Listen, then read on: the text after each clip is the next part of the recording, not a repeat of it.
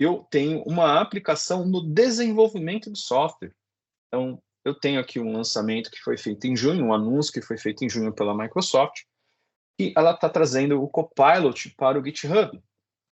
Então, eu começo a ter também vantagens e também alguns desafios, alguns riscos. Vantagem, aceleração de ida ao mercado de uma solução, de uma aplicação. Então, eu usei muito isso, tinha um código que já fazia tempo, que não estava funcionando. Eu coloquei isso dentro de um GPT, do ChatGPT, resolve para mim. Ele foi lá e viu, a biblioteca estava desatualizada, que usava um outro formato, a interface tinha quebrado dentro daquela biblioteca que existia, e ele corrigiu isso para mim. Automatização de tarefas. Então, a gente pode pensar dentro de um fluxo de desenvolvimento de software, você vai ter ali seu teste integrado dos seus componentes para você poder fazer o deployment. Então, isso aí ele já tem a capacidade de fazer automação. Sem falar a melhoria da experiência, modelagem preditiva. Então, eu consigo já ter uma modelagem dos meus dados e estruturar aquilo que seria o básico de uma programação de desenvolvimento de software, onde eu descrevo quais são as classes, quais são as tabelas possíveis, ele já vai criando as interfaces para mim. E também uma criação intuitiva, então eu consigo também ter a capacidade de, em cima do que eu já tenho de biblioteca, eu consigo pedir para ele consolidar e até chegar a ponto de fazer um refactoring, eu consigo reestruturar aquele meu código. E aí eu tenho, assim, claro, os meus riscos. Eu tenho aqui uma questão bem importante que tem que ser levada em conta.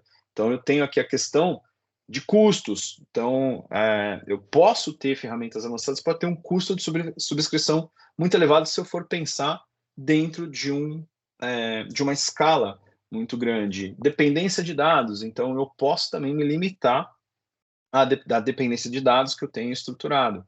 A perda de controle. Então, a automação vai chegar a um ponto que eu não consigo ter um controle fino sobre o desenvolvimento e eu posso limitar muito a minha personalização. Eu posso usar também ferramentas de low code, a gente vai falar também sobre ferramentas de low code.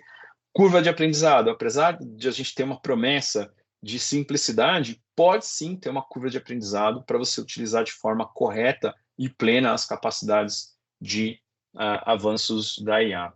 E, por último, não menos importante, uma possível perda de empregos em escala.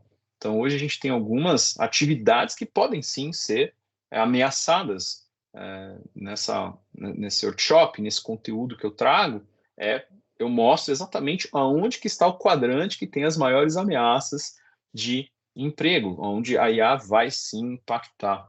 Maravilha, legal. Então, como que eu faço para poder gerenciar esses riscos? Como é que eu faço para conseguir trabalhar com esse low code, levar para esses meus usuários, para as pessoas das áreas de negócio? Eu sou de inovação, eu sou de tecnologia, eu sou o responsável por AI dentro da minha empresa, de trazer essas inovações. Então, eu quero fornecer para vocês esse conhecimento para você poder aplicar na sua empresa.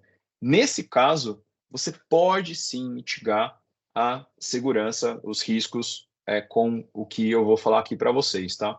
Então, o que você vai precisar? Você vai precisar primeiro padronizar as práticas. Você vai precisar estabelecer padrões de desenvolvimento para você levar essa sua segurança, tá? Garantir você vai ter que, de alguma forma, trazer colaboração para dentro da empresa e compartilhar as melhores práticas de uso.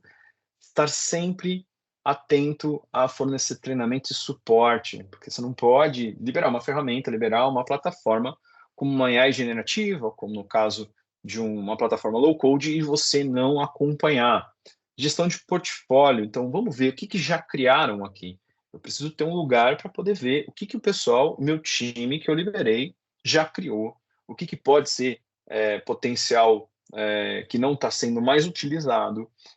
Conformidade. Todos estão usando os dados corretos da minha empresa. Liberei uma plataforma de low code, liberei isso para todas as minhas áreas. E aí, eles estão usando isso de forma correta? Qual é a resposta para isso? É a implementação de um centro de excelência. O centro de excelência, que é o COI, ele vai abarcar todas essas questões aqui dentro de um único local, onde ele pode ser de uma forma ou centralizada, ou descentralizada, ou híbrida. qual que é a centralizada? Todo mundo passa por ele e ele vai ser ali o apoio que vai determinar quais são as diretrizes. O híbrido, o descentralizado, é cada área de negócio tem o seu próprio COI e ele determina os seus padrões. E você tem o híbrido, você tem um que é o centralizado, que comanda os descentralizados, que dão as diretrizes para esses descentralizados. Então, essa é a forma como que você faz. E para inteligência artificial, a gente está falando de low code aqui, mas para inteligência artificial é a mesma coisa, é a mesma abordagem.